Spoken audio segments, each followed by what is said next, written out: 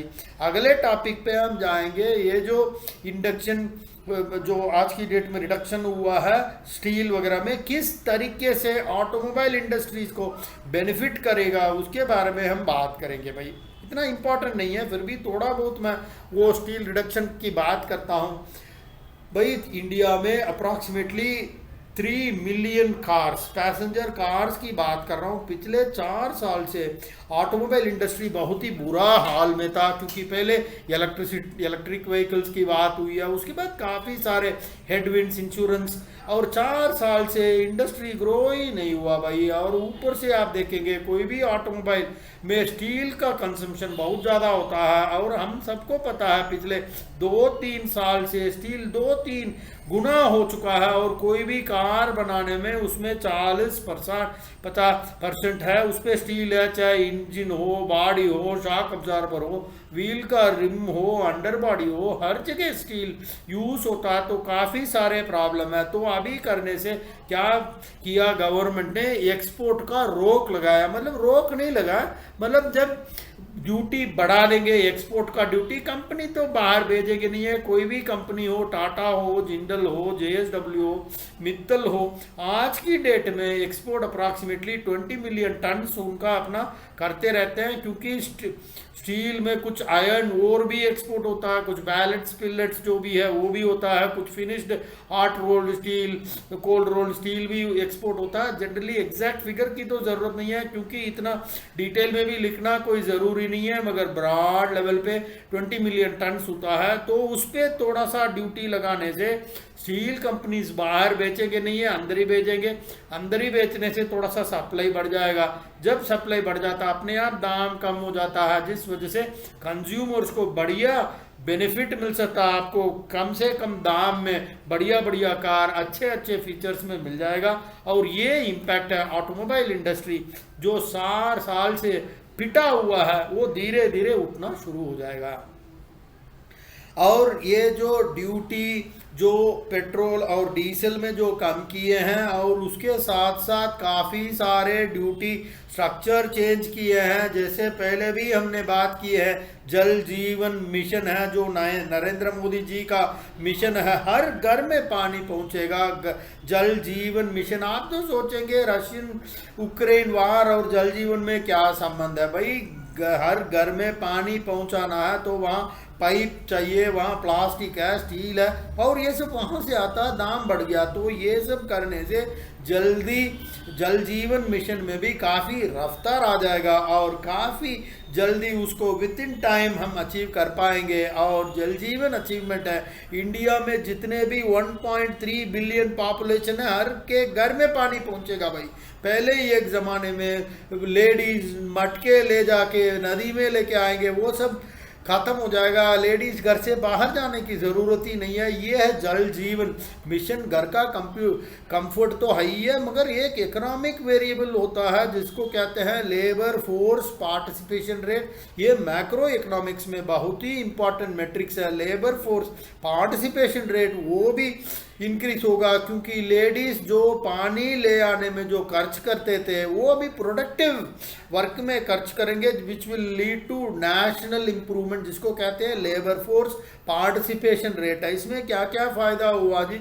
GDP में 6% contribution है। ये सब डाटा मैं बोल रहा हूँ, बेड में लेटते हुए नहीं सुनना भाई। प्रॉपर चेयर टेबल में बैठ जाइए, टेबल में बैठ जाइए, नोटबुक में ये सब लिखिए। कंट्रीब्यूशन टू जीडीपी 6% है, और मैन्युफैक्चरिंग जीडीपी का 35% कंट्रीब्यूशन है, और एम्प्लॉयमेंट जनरेशन होगा 3 करोड़। उसके बाद एक्सपोर्ट्स भी आप देखेंगे 28 बिलियन डॉलर है भाई। बिलियन मिलियन मत डाल देना, बिलियन बिलियन ध्यान रखना। 28 बिलियन एक्सपोर्ट पर मंथ भाई, क्योंकि पहले पेपर देख रहा था, टेस्ट पेपर, उस पर एक बच्चे ने लिख दिया 28 मिलियन। भाई मिलियन से 1000 गुना ज़्यादा है, बार बार लिखिए 28 बिलियन बिलियन। डाटा बहुत इंपॉर्टेंट है, हवा में बात नहीं करना है, जनरल बातें आईपीएस आईएएस एग्जामिनर्स पसंद नहीं करते हैं, ठीक है जी। उसके बाद जीएसटी कंट्रीब्यूशन भी देखेंगे 1.5 लाख करोड़, ये ध्यान रखना, पर मंथ है, पर ईयर नहीं है, per month. 1.5 lakh crore, 1.5 trillion rupees कह दो, 1.5 ट्रिलियन डॉलर मत कह दीजिएगा। अगले टॉपिक है मर्केंडाइज एक्सपोर्ट्स, वो तो हमने बात कर ही लिया है, $28 बिलियन और सर्विस एक्सपोर्ट से। चलो जी अगले टॉपिक पे हम जाएंगे। इसके बाद भाई एक इम्पॉर्टेंट डाटा मैं छोड़ दिया था, उसको भी मैं बोल देता हूँ। पहले हमने बात किया है IPEF, में बार बार इसलिए कह रहा हूँ क्योंकि हमें ये फिगर मालूम होना बहुत ज़रूरी है। तो Indo Pacific economic framework for prosperity है, उस पर ये भी हमने पढ़ा है कि इंडिया के साथ काफ़ी सारे कंट्रीज ज्वाइन किए हैं। और ये ध्यान रखना कौन सा कंट्रीज है। एक तो जापान, US तो बात कर ही लिया है, साउथ कोरिया तो आई है, उसके बाद देख लीजिए लिख के रखिए, ऑस्ट्रेलिया है, ब्रूनाई है, Indonesia, Malaysia, New Zealand, Philippines, Singapore, Thailand, Vietnam. ध्यान रखिए भाई, ये सब लिख के रखिए, कहीं लेटते लेटते सुनेंगे भूल भाल जाए। मुझे पता है काफ़ी सारे लोग ईयरफोन लगा के बेड में लेटते हुए सुन रहे हैं आधा नींद में। भाई प्रॉपर टेबल चेयर में बैठिए, जो भी मैं आपको बता रहा हूँ ये सब लिख के रखिए, तभी दिमाग में घुसेगा। ठीक है जी, फिर भूल जाएंगे। प्रीलिम्स लिखना है, उसके बाद मेंस में IAS IPS में ये सब बड़ा इंपॉर्टेंट क्वेश्चन आ सकता है। तो ये सब कंट्रीज जिसकी हम बात किए हैं दोबारा मैं बोल देता हूँ, एक तो US, India, Japan, south Korea, उसके साथ साथ आपके Australia, Brunei, Indonesia, Malaysia, New Zealand, Philippines, Thailand, Vietnam, ये सब कंट्रीज है। टोटल दुनिया का GDP का 40% है, इसलिए ये बहुत ज़्यादा ज़रूरी है। ठीक है जी, तो अगले टॉपिक पे हम पहुंचेंगे। भाई ये एक बहुत ही इम्पॉर्टेंट चीज़ है, China+1 पॉलिसी है। अभी पूरे ग्लोब जो है चाइना पे डिपेंडेंट है, क्योंकि चाइना हर एक चीज़ सप्लाई कर रहा, चाहे वो स्टील हो, रेयर मेटल हो, इलेक्ट्रॉनिक्स हो। चाइनीज़ काफ़ी सारे काम कर रहे हैं, मतलब manufacturing hub of the world है भाई। तो रिसेंटली कोविड के बाद हमने देखा है, रशियन यूक्रेन प्रॉब्लम के बाद भी हमने देखा है कि एक ही कंट्री पे पूरे वर्ल्ड अगर डिपेंडेंट है तो प्रॉब्लम ही प्रॉब्लम है। तो इसलिए China+1 पॉलिसी बहुत ज़रूरी है, और उस पॉलिसी में इंडिया बहुत ही एक इम्पॉर्टेंट भाग ले रहा है और करने का पोटेंशियल भी है भाई। और जब भी इस तरह की बात करते हैं हमें एक चीज़ ध्यान रखना है, इंडिया का टारगेट है $5 ट्रिलियन अचीव करना। कब तक? 2025 तक 5 ट्रिलियन। आज की डेट में कितना, 2.5 ट्रिलियन के आसपास हमारे GDP है, जो भी आज की डेट में चल रहा है, डबल होना है भाई और 2-3 साल में। भाई इस पे होता क्या है, ग्लोबल मैन्युफैक्चर में इंडिया में मैन्युफैक्चरिंग के बात करते हैं, कौन सा ऐसी कंट्रीज है जो हमें काफ़ी हेल्प कर सकता है, उसमें है एक जापान। अभी prime minister Modi ji Japan visit करके आए हैं 1-2 हफ्ते पहले, काफ़ी सारे लोगों से बात किए हैं। 34 कंपनी के बड़े बड़े CEO से मिलके आए हैं नरेंद्र मोदी जी, ये ध्यान रखिए। लोग तो कहते हैं ना मोदी जी फॉरेन जाते हैं, फ्लाइट में जाते हैं, भाई ध्यान रखना वो पिकनिक में नहीं जाते हैं। जैसे हम जाते हैं पिकनिक पे, ईफिल टावर के नीचे खड़े हो गए हैं, तब फोटो खींच लिया, फिर फेसबुक में डाल दिया लाइक्स, उसके लिए नहीं जाते हैं नरेंद्र मोदी जी। अभी जब जापान गए हैं 34 जापानीज कंपनी वालों से मिलके आए हैं, जैसे मारुति सुजुकी है, सॉफ्ट बैंक है, NEC, यूनिप्लो करके ये एक बहुत बड़ा रिटेल मार्ट है, जैसे वॉलमार्ट US में है, इंडिया में रिलायंस है, ऐसे रिटेल जायंट है यूनिक्लो। ये सबको मिलके बैठ के भाई बताओ क्या क्या हमें सामान लेंगे, क्या क्या सेवा हम आपको करें, ये सब डिस्कस करके आए भाई। उस पर एक इम्पॉर्टेंट कंपनी है NEC कॉरपोरेशन है, वो एक तरह का टेलीकम्युनिकेशन सेक्टर कंपनी है, जैसे चेन्नई, अंडमान निकोबार आइलैंड्स, कोचिन, लक्षद्वीप है, ऑप्टिकल फाइबर प्रोडक्ट है, वो सब में काफ़ी बड़ा भाग ये ले रहा है। वो सब कंपनी वालों से मिलके आए हैं और वो ज़्यादा से ज़्यादा इंफ्रास्ट्रक्चर प्रोजेक्ट्स को बढ़िया सा क्वालिटी में जल्दी से जल्दी यहाँ काम करें, ताकि वो सबको हम यूज़ करके बहुत बढ़िया मैन्युफैक्चरिंग बेस हम बना सकते हैं जी। ये सब पोटेंशियल है। प्राइम मिनिस्टर साहब काफ़ी वहाँ काम करके आए हैं। दूसरा इनिशिएटिव देखिए PLI, प्रोडक्शन लिंक्ड इंसेंटिव है, स्कीम है। इसके बारे में मैंने डिटेल्ड वीडियो डाला हूँ। ये क्या चीज़ है, 14 सेक्टर है इसमें, और ये $5 ट्रिलियन इकोनॉमी अचीव करने में इस क्या क्या हो सकता है, ये सब वीडियो डॉक्टर सदाशिव अकेडमी में मैं डाला हूँ, वो सब आप पढ़िएगा। एक वीडियो में सब एक्सप्लेन नहीं करूँगा भाई। इन्फ्लेशन काफ़ी बात कर चुके हैं। अभी इन्फ्लेशन को 60 to 70 बेसिस पॉइंट्स कम करना है, और पहले भी मैंने आपको एक्सप्लेन किया हूँ 60 to 70 बेसिस पॉइंट्स का मतलब है 0.7% है। भाई किस लिए करना, इन्फ्लेशन है सप्लाई ड्रिवन भी हो सकता है, डिमांड ड्रिवन भी हो सकता है। हमने पहले भी एक वीडियो में हमने पढ़ा है cost push inflation, demand pull inflation क्या है, इंपोर्ट इन्फ्लेशन क्या आया। दोबारा मैं आपको सिंपल तरीके से मैं एक्सप्लेन कर दूंगा।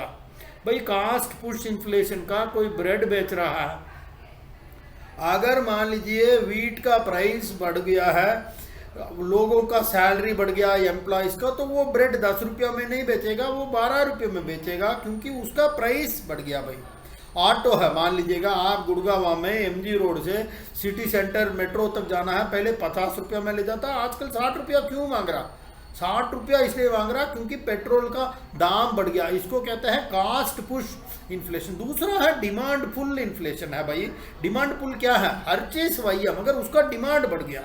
जैसे रजनीकांत का मूवी रिलीज हुआ भाई, वहाँ थिएटर में सिर्फ 100 सीट है, 500 लोग देखने आ गए भाई, तब क्या होता है, तब कास्ट पुश इन्फ्लेशन नहीं है।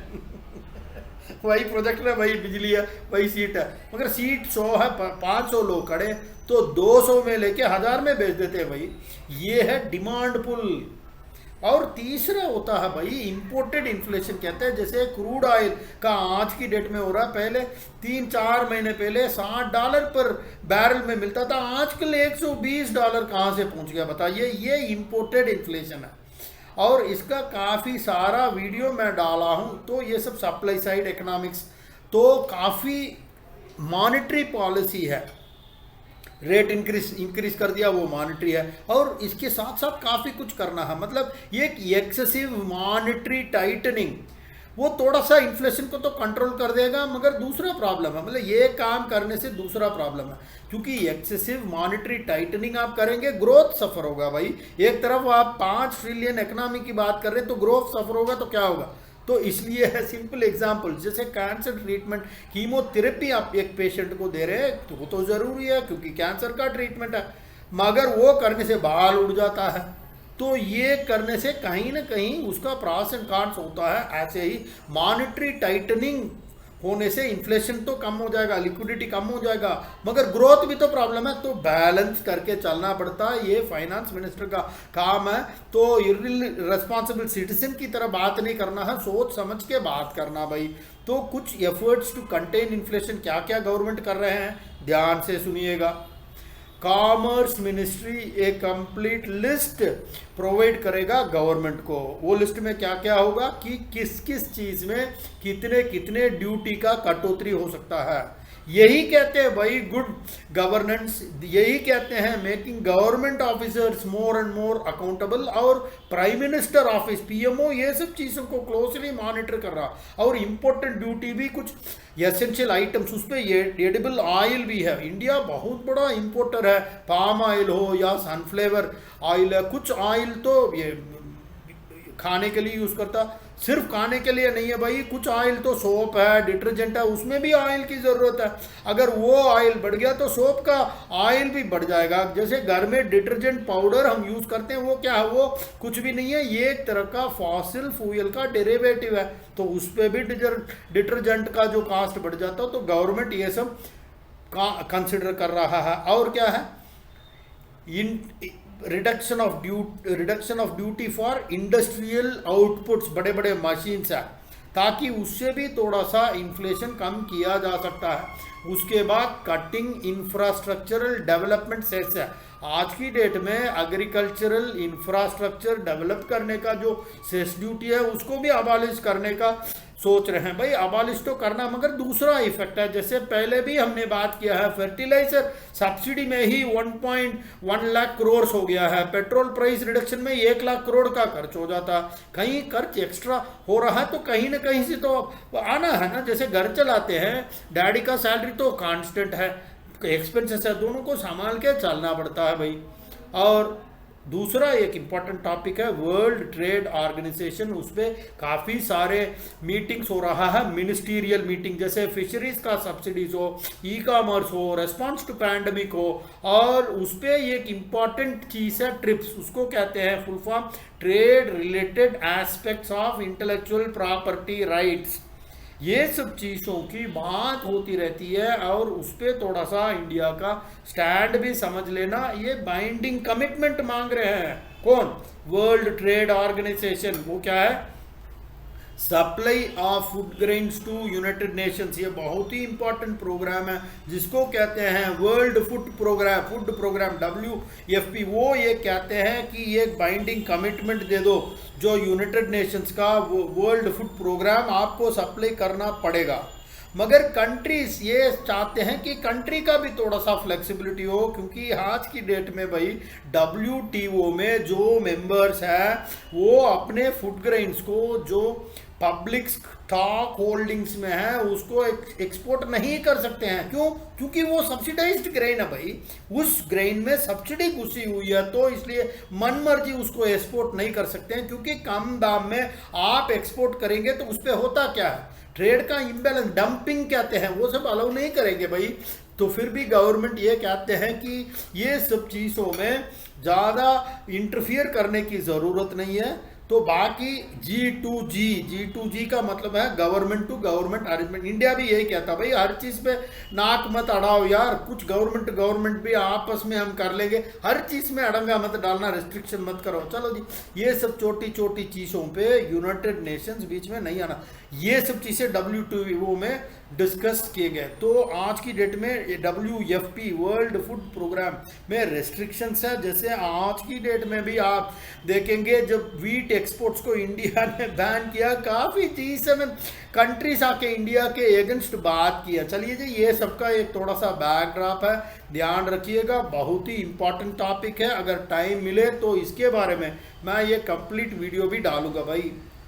और भाई एक इम्पॉर्टेंट टॉपिक है स्पेक्ट्रम अलोकेशन की बात होती है और बैंड विड्थ की बात करेंगे भाई। ये होता है सैटेलाइट कम्युनिकेशन कंपनी है, वो भी एक्सक्लूसिव यूज ऑफ स्पेक्ट्रम मांग रहे हैं जो 27 गीगाहर्ट्ज का फ्रीक्वेंसी रेंज में। देखो जी, दो पार्टीज है, एक तो 5G सर्विस प्रोवाइडर्स है, दूसरा सैटेलाइट कम्युनिकेशन कंपनीज है। और हम बात कर रहे हैं 28 गीगाहर्ट्ज की बात कर रहे हैं, जिसको मिलीमीटर बैंड भी कहते हैं। तो ये टेलीकॉम कम्युनिकेशन को कम से कम टाइम पे हाई स्पीड पे ले जाते हैं। और TRAI आज की डेट में 5G स्पेक्ट्रम ऑक्शंस में लगे हुए हैं और वो ये रिकमेंड ये कर रहे हैं कि सैटेलाइट कम्युनिकेशन और 5G मोबाइल लोग हैं, इसमें साथ साथ काम करना चाहिए। मगर उसमें थोड़ी सी दिक्कत ये आ रही है, ये जो कंपनीज है,